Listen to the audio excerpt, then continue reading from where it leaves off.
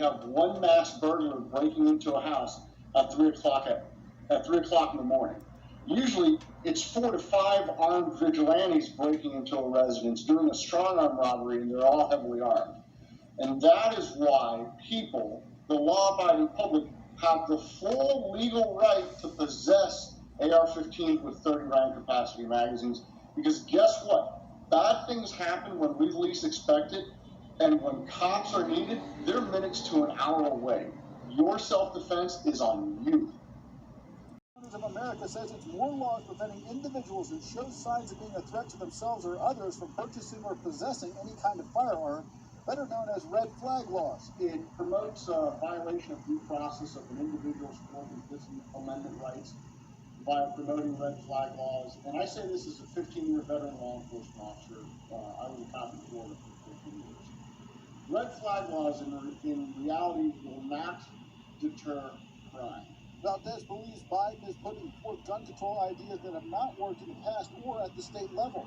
He says everything gun control advocates want were in place during the 4th of July parade last week in Highland Park, Illinois, including a state law making public events like parades gun-free zones. Illinois requires that you apply for a permit to simply own a firearm, let alone carry a firearm. So you have the firearms owner's ID card that you need to get in Illinois. They have universal background checks, which means if you want to purchase a firearm, you have to have a background check done. You have the location where the shooting happened had an assault weapons ban in place. Biden, however, says we have felt and feel the price of inaction. Rally in the town square about a mile away. After the shooting, Congress passed bipartisan gun reform bill. President Biden will host an event at the White House today to commemorate its passage. Good Day Atlanta at 7 a.m. starts now. Weekend, the city of Chicago was rocked following a string of deadly shootings. Fox's Madison Scarpino has the very latest from downtown Chicago. I got mugged over here with a gun. Took my watch, took my necklace, took my wallet, took my phone. I don't know why. Armand Ledette just moved to Chicago, and it didn't take long for him to experience the violent crime firsthand. Just yesterday, 4 people were shot outside a bar in the River North neighborhood.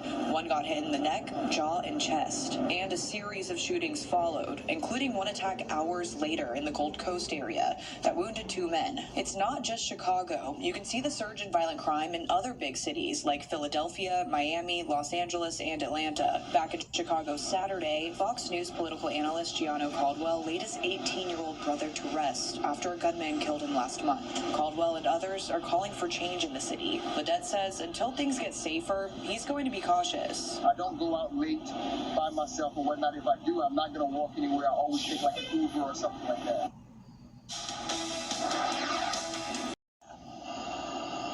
That's right, Eric. And now police say that these 3 suspects sped off in a 4-door sedan. This carjacking attempt was not successful. Now, according to police, this guy was just filling up his tires at this QT here behind me at the air pumps when the carjackers moved in.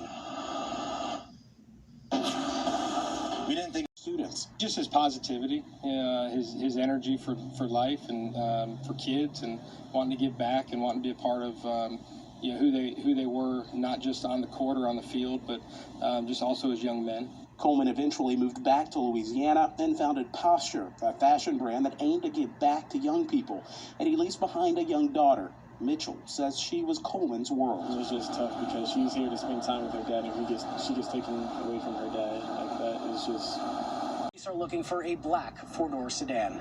Live in Gwinnett County, Rob DiRienzo, Fox 5 News. Yeah, let's hope for a break in this case very, very soon. Thanks so much, Rob. Still ahead for you.